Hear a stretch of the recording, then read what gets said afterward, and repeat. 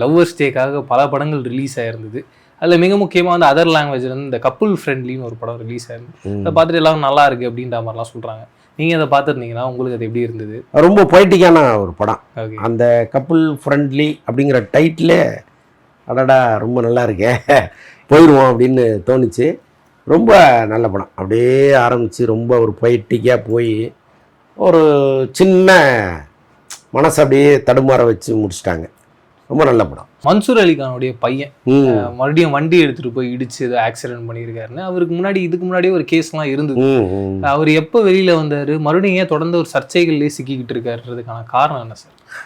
முதல்ல மன்சூர் அலிகானை தான் நம்ம குறை சொல்லணும். ஆக்சுவலாக இப்போ தன்னுடைய பசங்களை வெளியிடங்களுக்கு கூப்பிட்டு வரும்பொழுது அங்கே அவங்கள அவமானப்படுத்தாமல் இருக்கணும் முதல்ல. அதுதான் வந்து பசங்களுக்கு இப்போ வந்து பொது இடங்களில் அப்பா நம்மளை திட்டுறாருன்னா அவன் அதுக்கு ரியாக்ட் பண்ணுவான். இப்போ இந்த பையன் அவங்க அப்பாவுக்கு எதிராக ஒன்றுமே பண்ண முடியாமல் இது போன்ற தவறான பழக்கங்களில் ஈடுபடுறானோன்னு எனக்கு தோணுது. நீங்கள் அவர் ரொம்ப ஃப்ரெண்ட்லியாக தம்பி நீ நல்லா வருவ, உன்னால் அப்படி வர முடியும் இப்படி வர முடியும்னு சொல்லி அப்படி அணைச்சி பாருங்களேன், வேறு மாதிரி இருக்கும் அந்த பையனுடைய லைஃபு.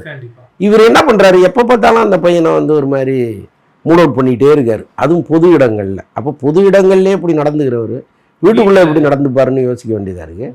அப்போ அந்த பையன் வந்து அவங்க அப்பா மேலே இருக்கிற கோபத்தை இப்படி ஏதாவது ஒன்று பண்ணி ரியாக்ட் பண்ணுறானோன்னு நமக்கு தோணுது. இது கூட கார் ஓட்டும்போது ஒரு போதையில் இருந்தாரோன்னெலாம் சந்தேகப்படுறாங்க. இல்லைன்னா அவ்வளோ பெரிய ஆக்சிடெண்ட்டும் வருவதற்கு வாய்ப்பு இல்லை. ஏற்கனவே வந்து ஏதோ போதை கடத்தல் சம்மந்தமாக மாட்டி அது ஒரு கேஸ் ஒன்று போயிட்டுருக்கு. ஜாமீனில் தான் வெளியில் கொண்டு வந்திருக்காரு. இப்போ மறுபடியும் இந்த பிரச்சனை